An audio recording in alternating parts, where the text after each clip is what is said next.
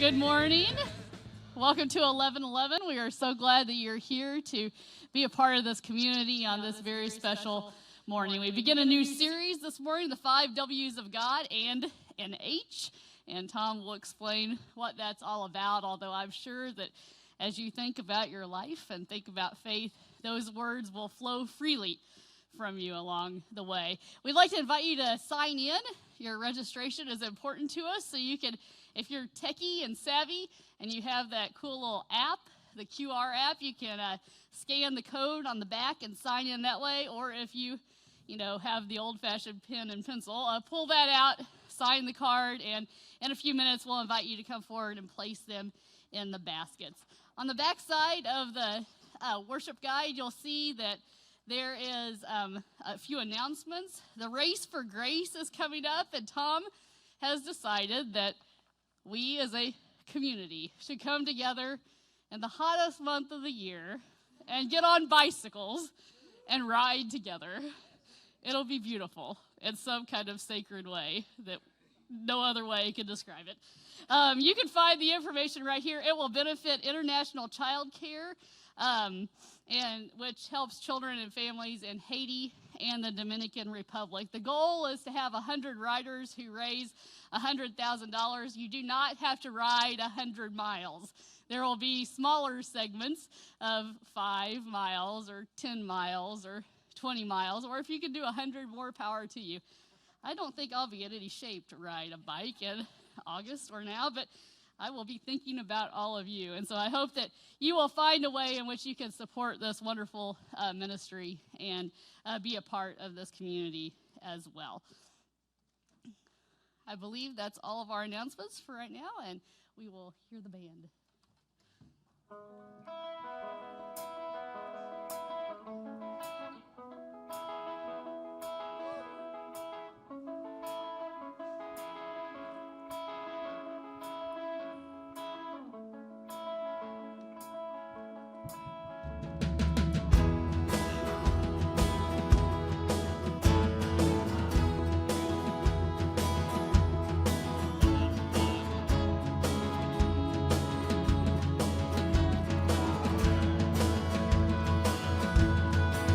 There were moments of dreams I was offered to say I lived less like a workhorse, more like a slave. But one quick moment that was noble or brave would be worth the most of my life.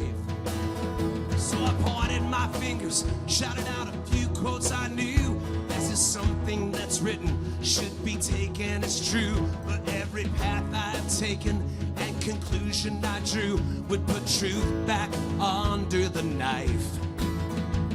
Now the only piece of advice that continues to help is anyone that's making anything new only breaks something else.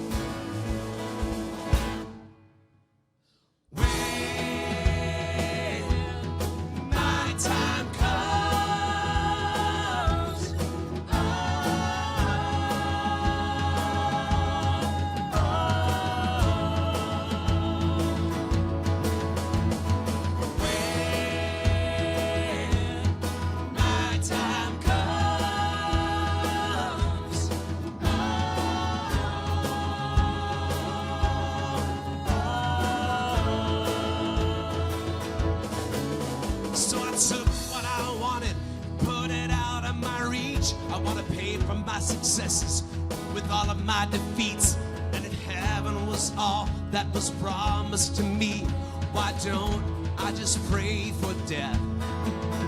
Now it seems like the unraveling has started too soon. I'm sleeping in hallways and drinking perfume. I'm speaking to mirrors and I'm howling at moons, while worse and the worse that it gets.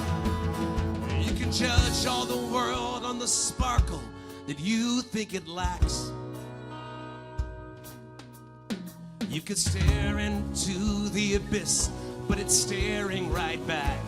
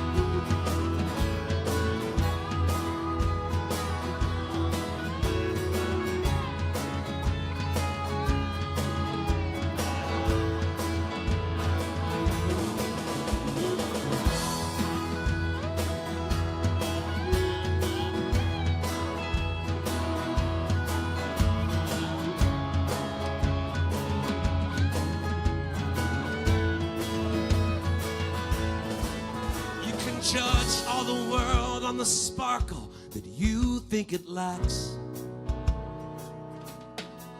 You could stare into the abyss, but it's staring right back. When my time comes, oh, oh,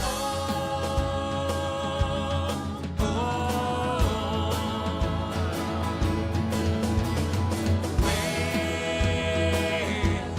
When my time comes, oh, oh,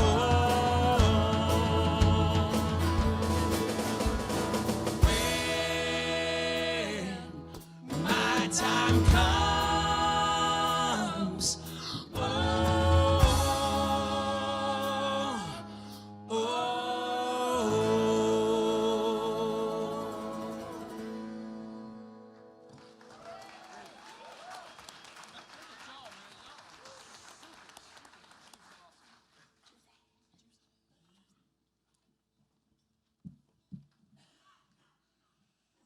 Will you stand as we offer our invocation?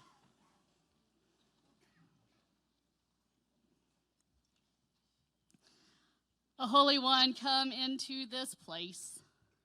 Fill our minds and our hearts.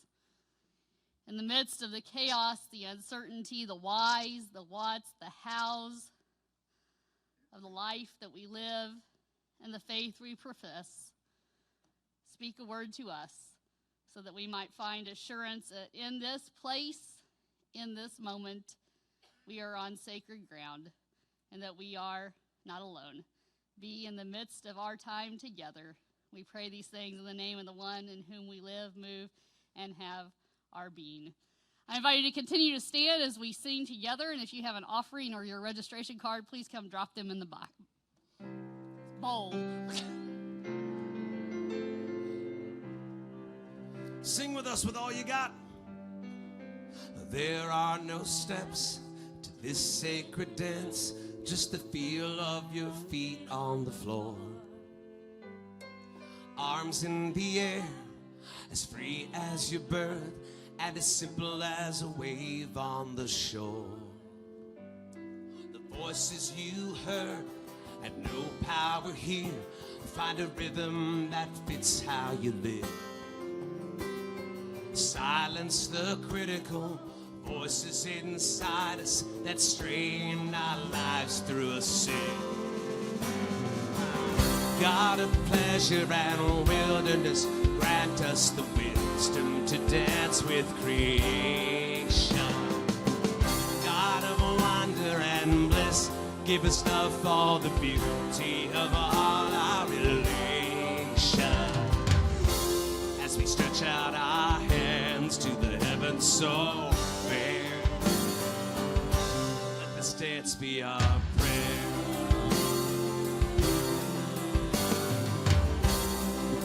Verse 2, here we go. We move in a mystery of all that we see. We dance for the wonder of thee. We dance through the struggles to remind us how the truth is finally free. God of pleasure and wilderness, grant us the wisdom to dance with creation. God of wonder and bliss, give us love for the beauty of all our relation. As we stretch out our hands to the heavens so fair, let this dance be our prayer.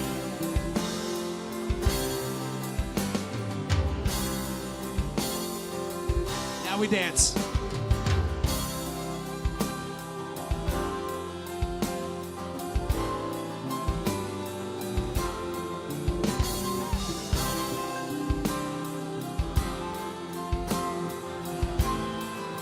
Now we sing. Come dance with your brothers and leave all your cares. Come sisters and mothers and let down your hair. Come stars of the morning and darkest of night. For the joy of creation's God's greatest delight. God of pleasure and wilderness, grant us the wisdom to dance with creation. God of wonder and bliss, give us love for the beauty of all our relations. As we stretch out our hands to the heavens so fair. God of pleasure and wilderness, grant us the wisdom to dance with creation. God of wonder and bliss, give us love for the beauty of all our relations. As we stretch out our hands to the heavens so fair,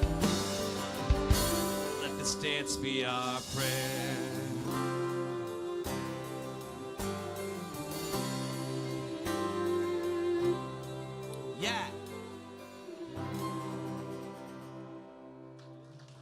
Nice work, everybody. And ma'am, that is a sweet, sweet hat that you're wearing. Thank you very much for wearing that. Bam!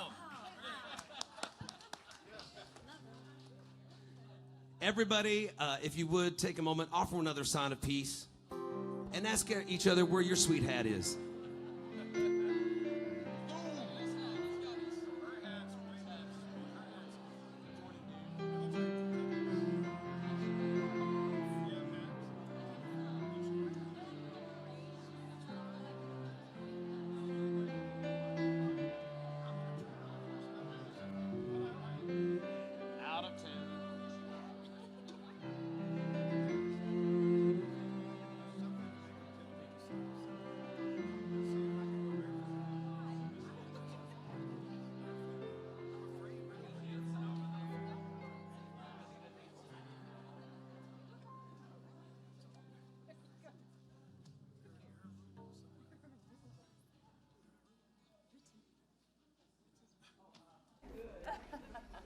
I'm going to give a preface here. I forgot I was doing a little preface of this thing before we do this scene. I thought about showing I looked for clips. Some of y'all remember the Animaniacs, the Warner Brothers cartoon. You might remember Mindy, the little girl who was always calling her mother pretty lady. And then her mom would say things. She'd say, okay, pretty lady, I love you. And she says, I'm your mom. Okay, pretty lady. And then she always asked the question, why? You remember that? She'd always just ask why, and then she'd keep pushing why. And perfect 3-year-old, right? The perfect 4-year-old, just keep asking why. But I couldn't find a good clip for that, and I was going to play it with this one. We're going to start playing around with mashups of video things in the next bunch of this series. This is a scene, however, that some of you will remember. If you watch the Matrix trilogy and you watch the last installment of the Matrix, and you remember the Matrix being the machine, just basically this idea, this theoretical idea that everything was being controlled by machines now, and the machines were powered by human beings, and they were, of course, grown in pods and then filtered or fed memories or ideas. Everything was sort of lived out in the cyber world of their imagination until you broke away, until someone discovered, wait a minute, there's another way, there's something out there, I don't know what it is.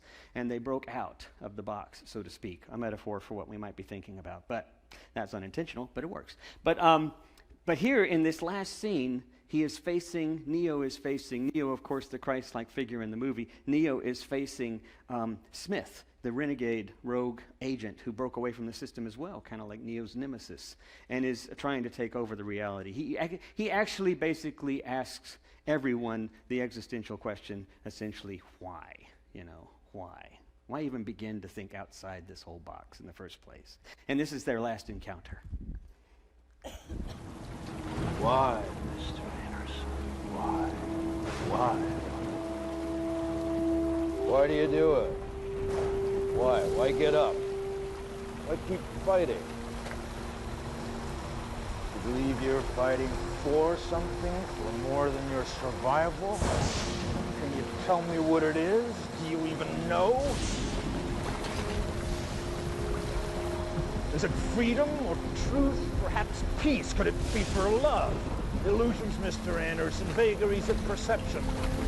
Temporary constructs of a feeble human intellect trying desperately to justify an existence that is without meaning or purpose.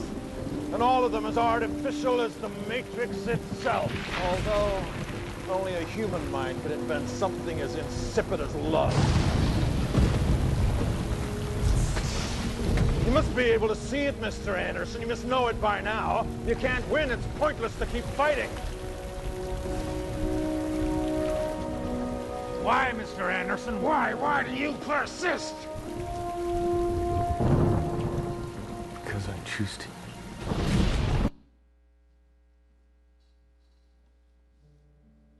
All right. Let's sing this song together.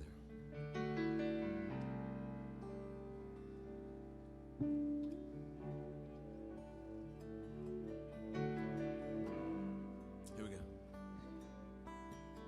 There is a river flowing through time. It runs through your heart and connects it to mine. It spoke to the ancient ones in visions and dreams. Brings princes and paupers alike down to the knees.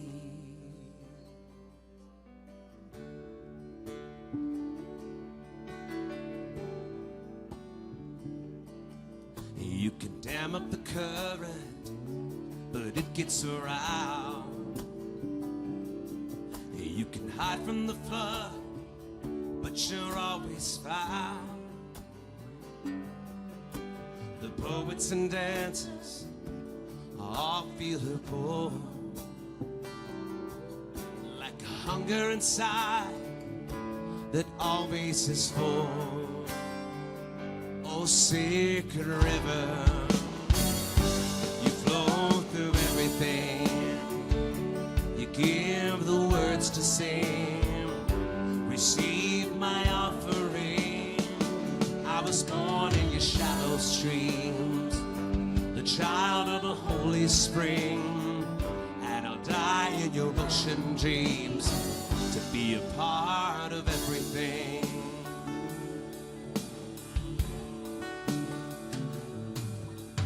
I feel your presence now in all that I do. The ones who have come and gone are all living in you. And they whisper in dreams the untold mystery. I am the river now, and the river is me. Oh, sacred river, you flow through everything. You give the words to sing. Receive my offering. I was born in your shallow streams, the child of a holy spring, and I'll die in your ocean dreams to be a part of everything. And I'll die in your ocean dreams to be a part of everything.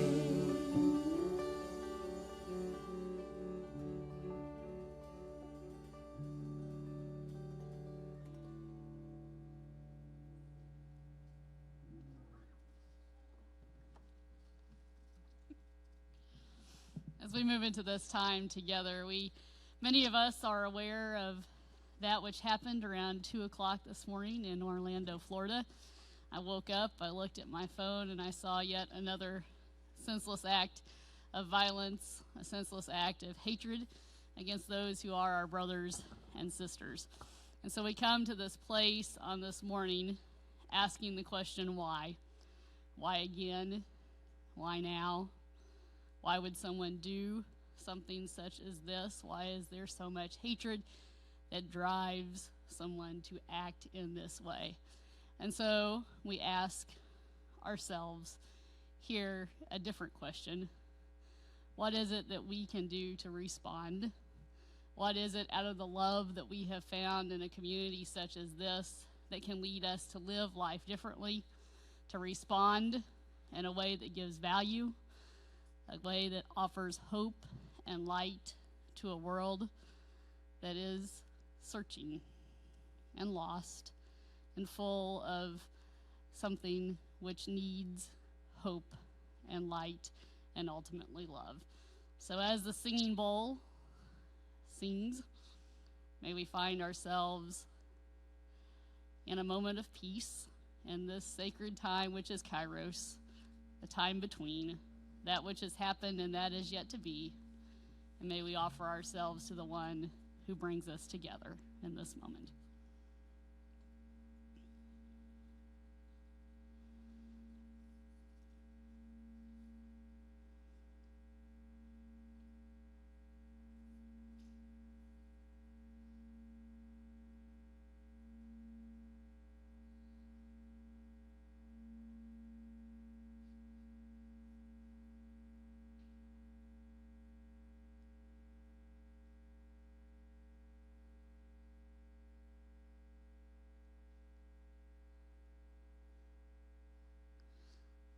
Holy One, the faithful have cried out for so long. How long, O Lord? How long? Why? What next? Where do we go from here? How did we get to this place? And here we are in this moment, asking the same questions, wondering, questioning how 50 lives can be lost in the blink of an eye because of one person's beliefs that are used as a weapon and end a life. So come and speak your word to us in the midst of this chaotic life that we lead. And may we be reminded that in the midst of the silence, in the midst of the peace, and on top of the mountain, you are there. That you and your Spirit are also with us in the midst of the moments in which our hearts break, where the questions flow so much more quickly than any answers that may never come. And that you still are in the midst of the chaos, the storms that come to us in this life. May we respond faithfully. May we respond with the love that was given to us in the moment in which life was breathed into us. And may we find ways to live peaceably, offering value and dignity to one another, not just in a place where we feel safe, such as this, but as we leave and walk out into a world that needs light and love in ways more than ever. So come and may your Spirit be known to us in these moments. We pray these things in the name of the one in whom we live and move and have our being, the one who never, ever leaves our side. Amen.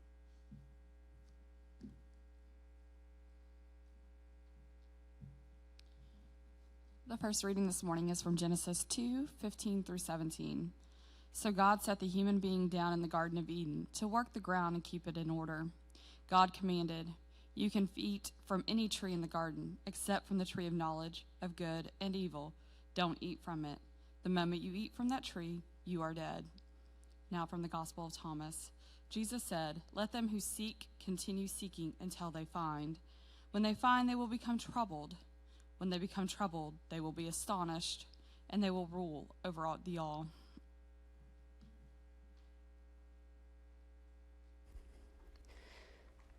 So I chose for text this morning these two texts, which are somewhat antithetical. They seem maybe at first sight to be somewhat of a challenge to each other. Gospel of Thomas, of course, a non-canonical gospel. That in itself is an interesting story for another Sunday morning as we think about the the council at Nicaea and Irenaeus, the bishop, who argued against including it, and those kinds of things that happen in power struggles. The faith is always in the midst of power struggles, is it not? I mean, it has been throughout the centuries, and as we see today, has reason to be so even more, or continue to be so. So I just included it because it is an interesting gospel. It's a collection of sayings, some of which have been the source of the Gospel of John, that they borrowed from that, and then for other gospels. And it was part of a community as well of Christians. But I also selected it because it kicks an idea around that I want us to think about. What is it about asking questions that sometimes seems so frightening?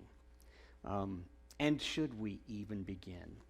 I think about what happened this morning early, and to be honest with you, I had not heard about it because I was in annual conference most of the week, and then on Thursday morning, or late morning, when I finally had a chance to sort of sit down and really think about what I was going to say this morning, I basically dug in and then had some funeral to go to on Friday, and then also wedding consultations, and by the time I got the sermon started, I was working on it last night.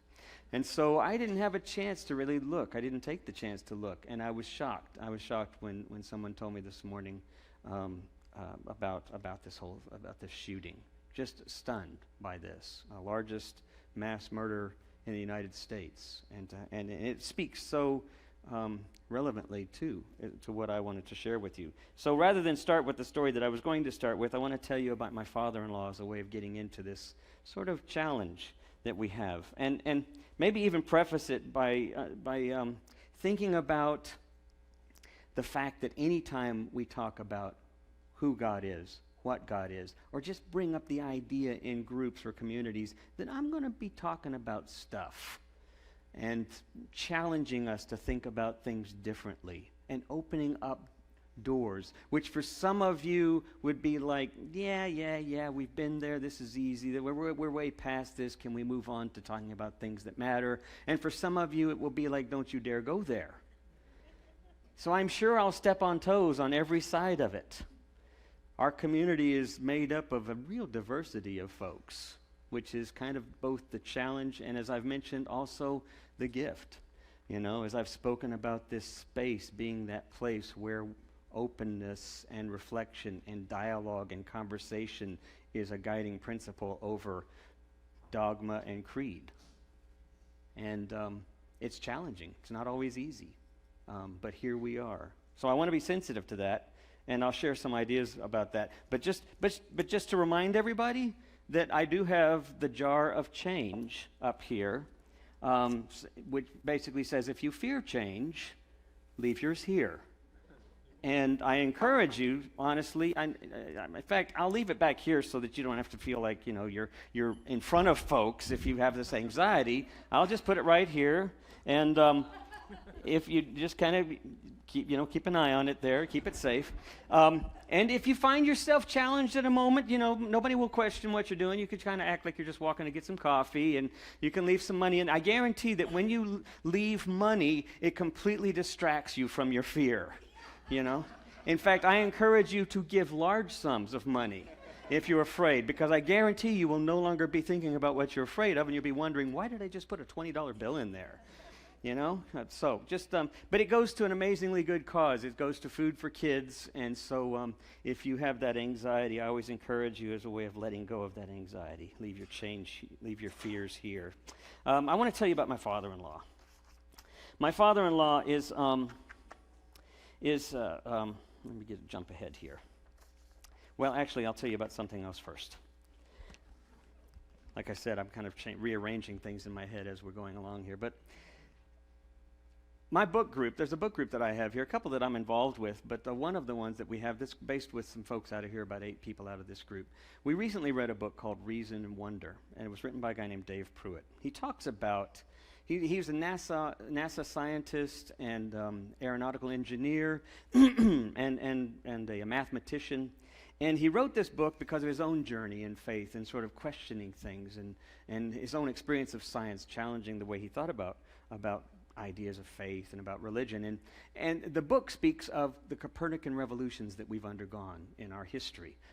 Some of these are very obvious, the 2 most prominent ones being the one that involved Copernicus himself, scientist, astronomer of the early 16th century, mid-15th century, actually. I think it was mid-late 15th century. And of course, his challenge to the way of looking at things, that in fact we are no longer the center of the universe, but the sun is, heliocentrism. So everything revolves around the sun. What a novel idea. At the time, you get killed for it, for thinking that. I mean, you're literally challenging people's reality, the way that everything is seen. Not long after him came along Galileo and then Kepler, who discovered not only that things revolve around the sun, but the solar system's a lot bigger than we thought it was. And we're not so significant in the context of this bigger picture, which, of course, over time, scientists have discovered only keeps getting bigger and bigger. And we are such a small piece of the history of life, so to speak. That was the first Copernican revolution. It literally changed things. We were no longer the center of the universe. And then the second one, of course, came along with Darwin, the origin of the species, in the 1800s, where Darwin suddenly challenged our very sense of biology and how we got here. It certainly challenged the dogma of the church. Evolution became this new idea of how things come about, of how things change. And this idea of God sort of creating everything in 6 days, whereas it might have been challenged by the Age of Enlightenment, it might have been challenged by certain pockets of folks. Now the accepted way of thinking about the world by a lot of people suddenly challenges the theological reality, the theocentric way of looking at things. So the second Copernican revolution and subsequent discoveries since then of DNA and such. But what Dave Pruitt would argue is that we're now in a third Copernican revolution. And this third Copernican revolution is this idea of what does it all mean? How do we make sense of spirituality and faith in light of science? New studies in neuroscience and how our brain works. Everything's up for grabs. How do we make sense? We're not there.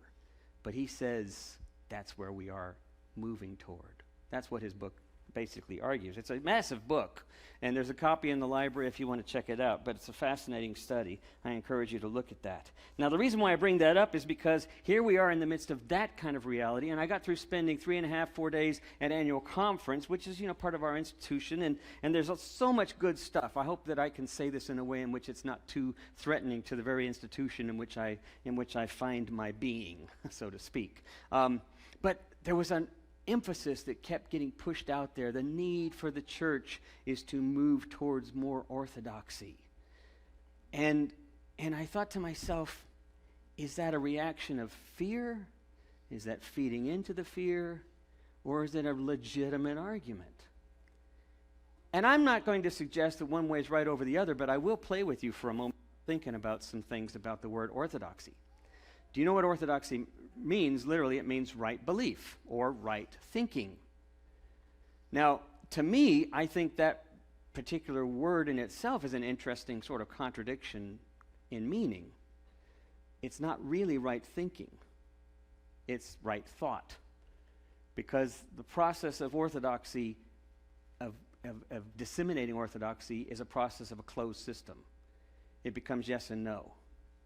It doesn't become why, where, when, how, which, what. It's a simple closed system. You either or you don't. And that's the challenge. And that's the context in which I want to think with you a little bit about my father-in-law.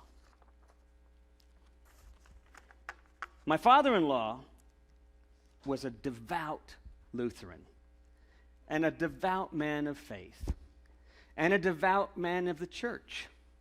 He was also a great father. He's my wife's father, but, I grew up in an estranged, kind of broken home, and he was very much of a father to me. We dated, Linda and I were dating at 16, and so I spent long, long hours having great conversations with Marvin Fox. We would sit at the table after supper, and his brain, he was so smart, and a scientist, an aeronautical engineer, such a great mathematician, and had all these wonderful questions. What's a quark? What's a muon? What are all of these strange subatomic particles? And his face would light up, and he'd say, "Oh, are you sure you want to go there?" And it was just so much fun because it would just baffle me. And he'd talk about the Heisenberg principle of uncertainty, and, everything used to be predictable. Now things disappear and reappear at the same time. When they're on the other side of the world, the tiniest of particles that were together at one point are mimicking each other on the other side. How do they, just fascinating kinds of scientific things that baffled me. And yet, he was a devout Lutheran and an Orthodox Lutheran. He grew up with 50 years, 60 years of German Lutheranism in southeast Texas. He told me once while we were talking, and the subject of going to church came up, that he said that when he was in the Army at the age of 19, he had an experience that really completely changed his mind about some things. He said there were long training days, but every Sunday morning, he said, he's German for one thing, remember this, every Sunday morning, the only morning that everybody else got to sleep in late, Marvin got up, dressed, and he went to church. It had been his habit his entire life. He said one Sunday as he was getting up, one of the guys in the bunk asked him and said, "What are you doing?" And he said, "I'm going to church." And the guy's expression when he asked him was like he'd swallowed a lemon, you know. It's like, why would you be going to church? We've been slaving and suffering this whole week, sleep in. And he said, "So why are you doing it?" And Marvin said, that question stopped me in my tracks. Because for whatever reason, his question struck a nerve with me. I didn't know why. I didn't know why about my life. I didn't know why about God. I didn't know why about religion. I didn't know why about anything. I just did it. He said it was my first time ever out of the state. It was my first time in my family to go to high school and leave high school, graduate from high school, and much less not be a farmer. Of course, he hadn't gone to college yet because he'd gone in the military first. But he said, with all of that, my first time experience, I'd never asked myself the question, why? And he said, the funny thing is, I haven't stopped asking that question since.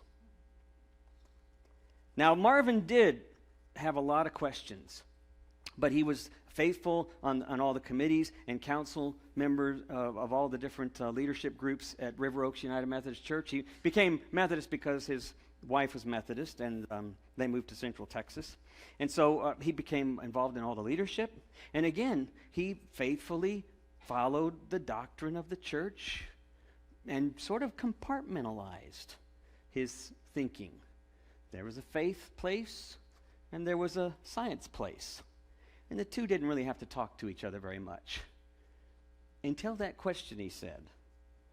And then it just got in him like a thorn, just got in him, and it started to just fester. Why? Everything became why. And he said then he started thinking about what he really understood about science, and it started to challenge everything he understood about faith. And I remember sitting with him at the table. He was very subtle. As a Lutheran German, he didn't express himself a lot. He was very withdrawn and kind of held in and kind of self-controlled. But when he would lose his temper, all you did was look at his face, and it would just start to turn red. And that meant he was losing it.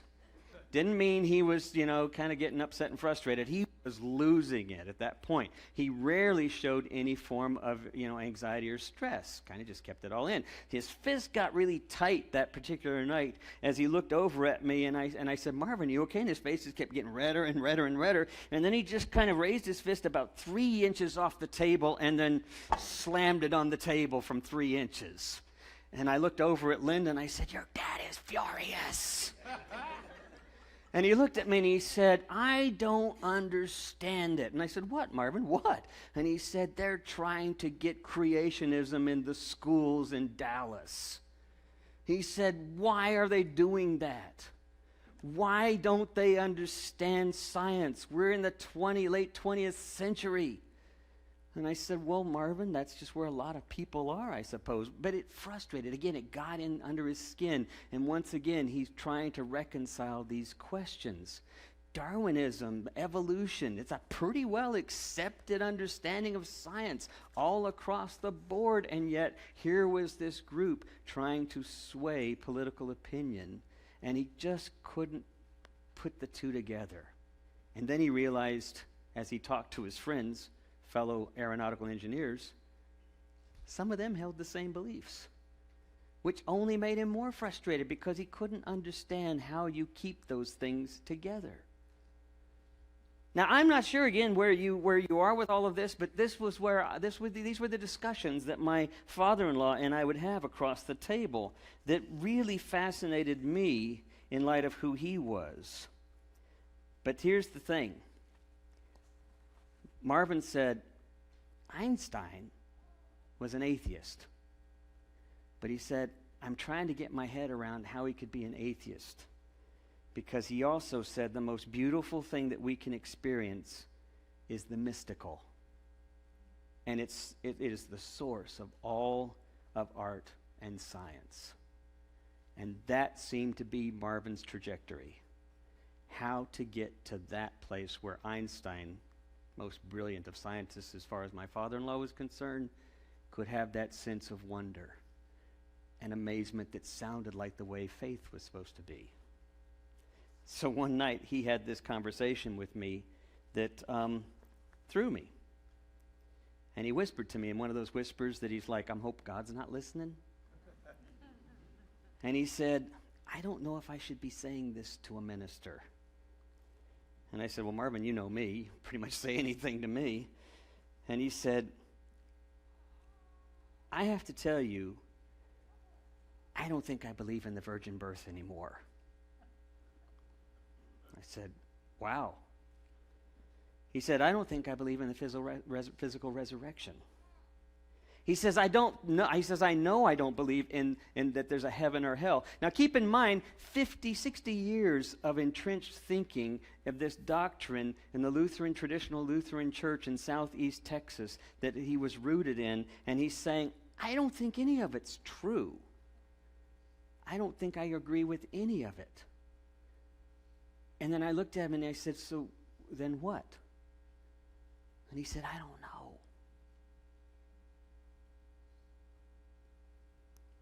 And that, to me, is where he found himself for a number of years, because it became the trajectory of where his life went after that.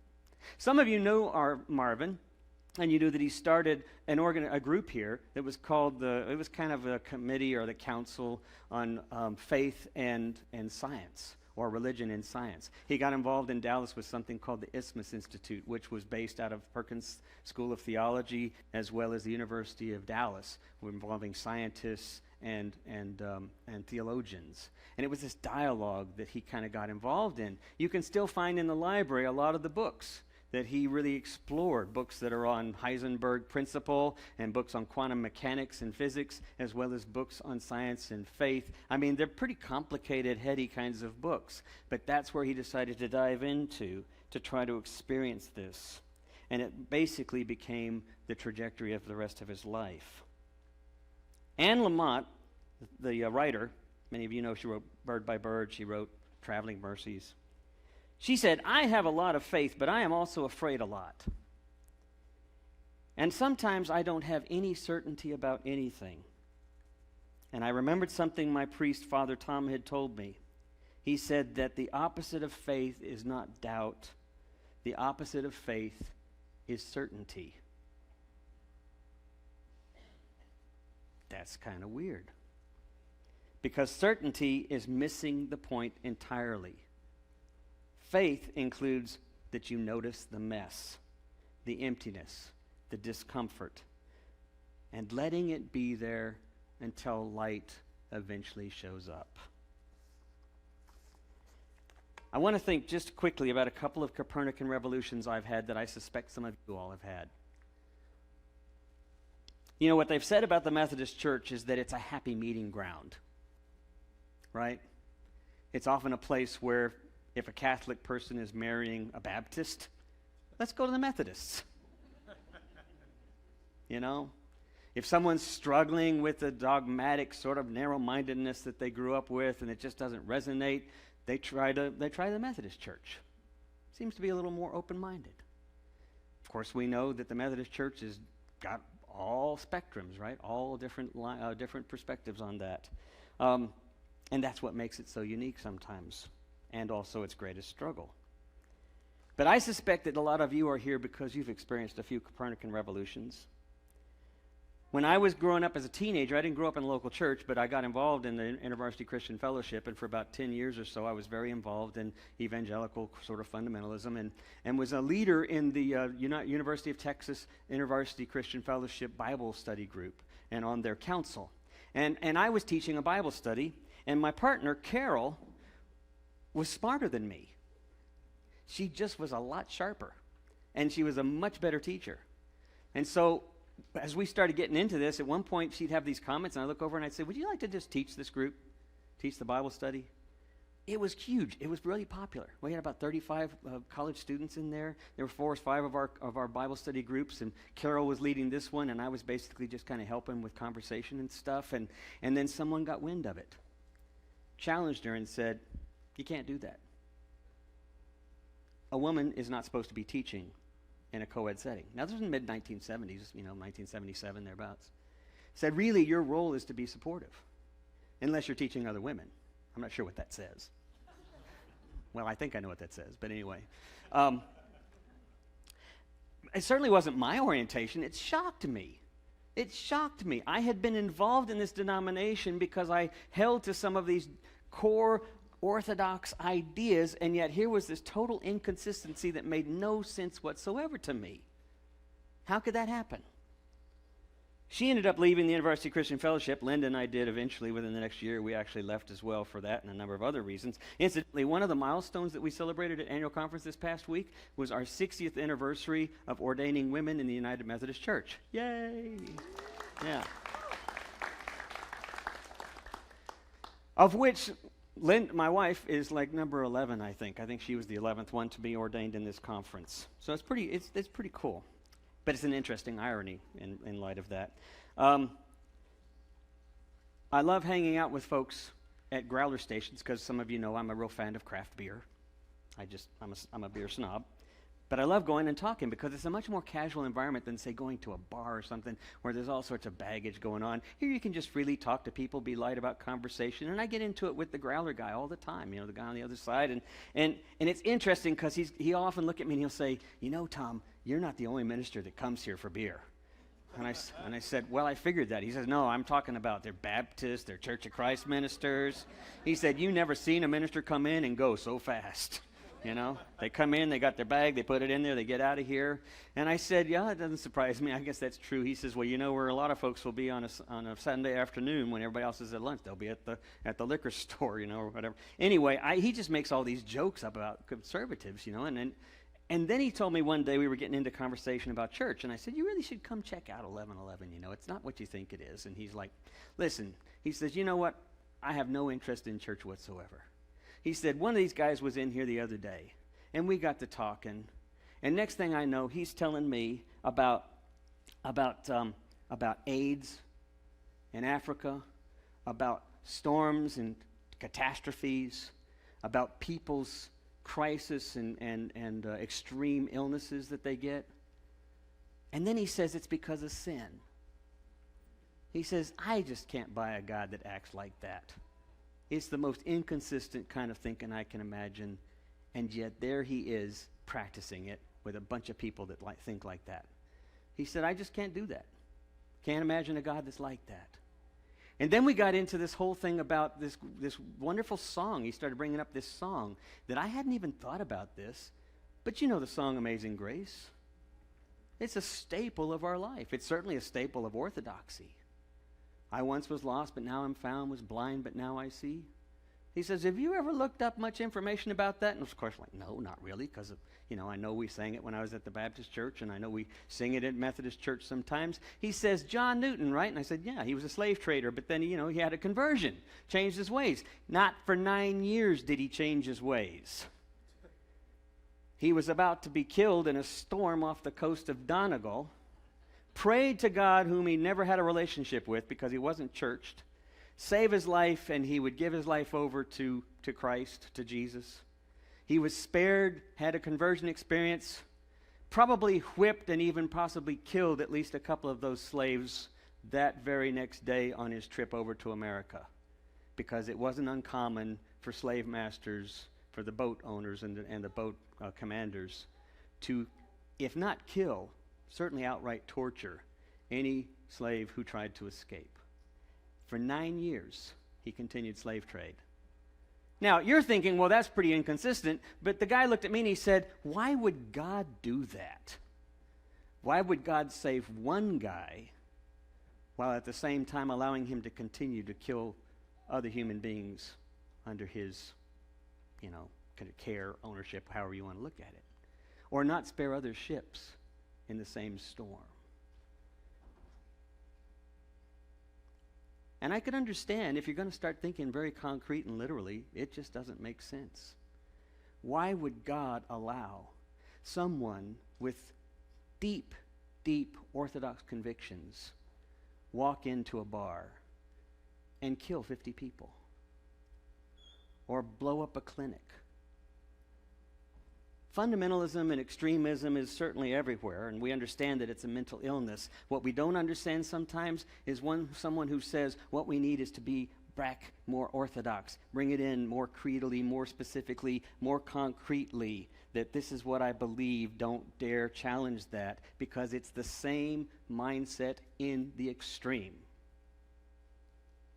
The only way that we can begin to challenge that is to begin to think differently about how we think about God.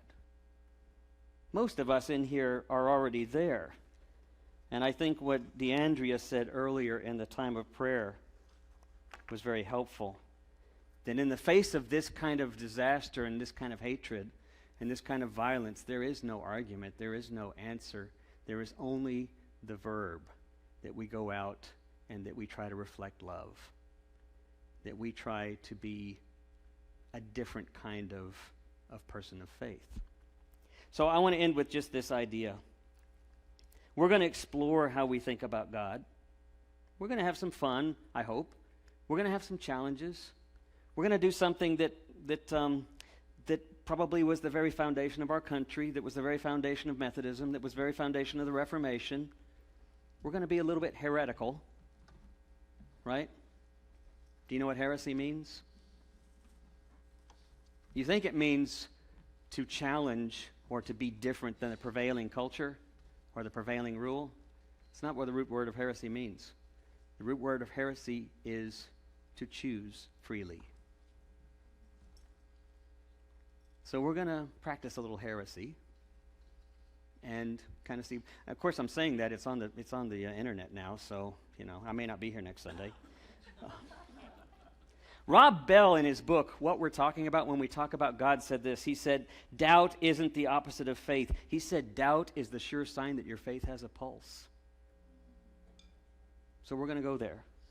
But we're going to go there with a sense of what it means to be a disciple. Because what it means to be a disciple is to be a student, is to be one who learns and who practices and who has compassion. How do we learn compassion? How do we practice compassion? And we're going to do it with a sense of openness, because you can't be curious if you're not going to be open. You can't learn if you're not going to be willing to learn.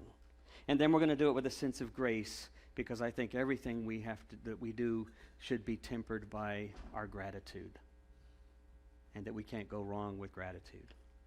Once we get there, I think we might be able to do what my father-in-law did on his last day when one of my great friends here, one of my great friends on staff, Larry Grubb, went up to Marvin on his last day with 3 hours left before he breathed his last. And he said to Marvin, right up to his face, he looked at him and he said, Marvin, he said, are you ready for the next mystery? And Marvin smiled. Amen.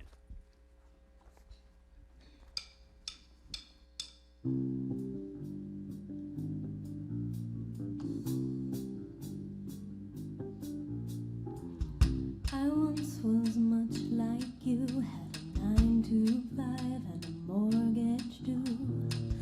That rat race got to me, first it ate me up, then it set me free.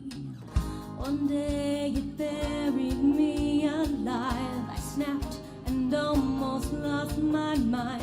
I crawled out just in time to go walking, walking, walking, walking on sacred ground. Walking, walking, walking, walking on sacred ground.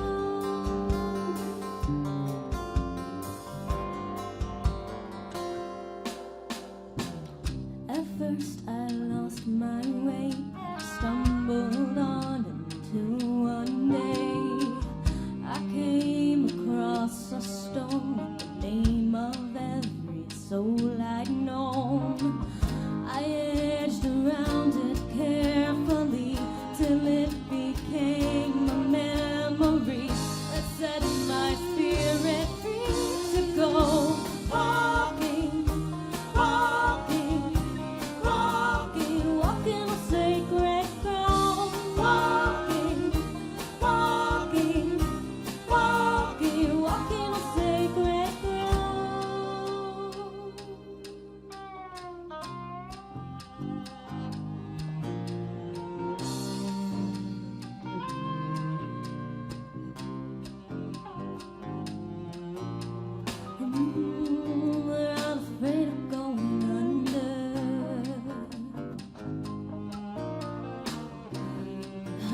Is it really any wonder?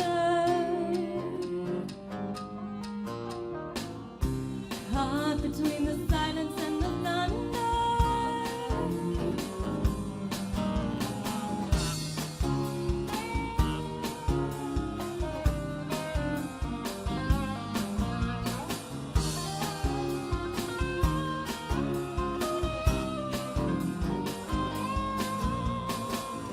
I once was much like you.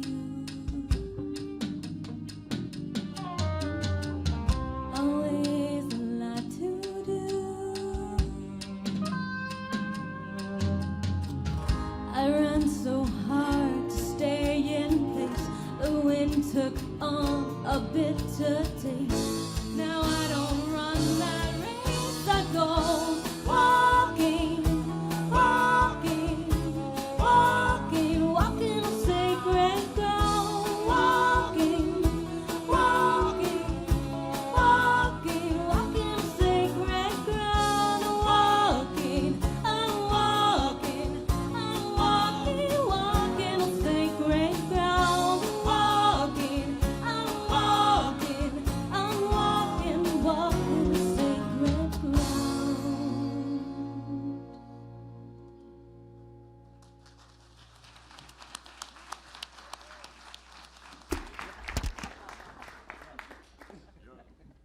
I swear I've never figured out how to keep those body packs on. They're always getting tangled up. They get tangled up more when I wear it outside my pocket than when I wear it inside my pocket, or when I tuck it down my pants in the back. So we'll see about that next time. Austin's like, make sure you clip it on your belt. I think. Listen, guys, let's stand for a blessing. I have no control over my people up here. Take somebody's hand as we have a blessing. Before we close our eyes and bows, I would also like to say, if you are interested in this bike ride idea, which I hope some of you are, we're going to be part of a larger team of Methodists, not just 100 from here, but 100 wide. And so any that we can get from here who are interested. We're going to do short rides. We're not going to do the big long thing, but I hope we can get some folks together. I think it'd be a lot of fun, and we'll start doing training. But email me. Don't contact the actual site. Email me first, and then we'll go to that site and figure out what to do. All right, let's bow for prayer. Holy One, in the midst of the horrific realities that we live in, the unbelievable hatred that we find around us, the challenge is sometimes to wonder why you would allow such a thing to happen. We get lost in finding sources for blame. We get lost in trying to make concrete the mysteries that we live in the midst of. Remind us that we are in the heart of mystery, and that when we follow the one whom we have named ourselves after as Christians, but when we follow him, it is not belief which drives us. It is compassion. It is experience. It is the awareness that love is more powerful than hatred. So as we move from this place, bless us with that sense of openness to one another, to mystery, that we might be more signs and reflections of love than closure and hatred and fear. We pray this in the name of the one in whom we live and move and have our being. Amen. So let's sing, May the Road Rise to Greet You.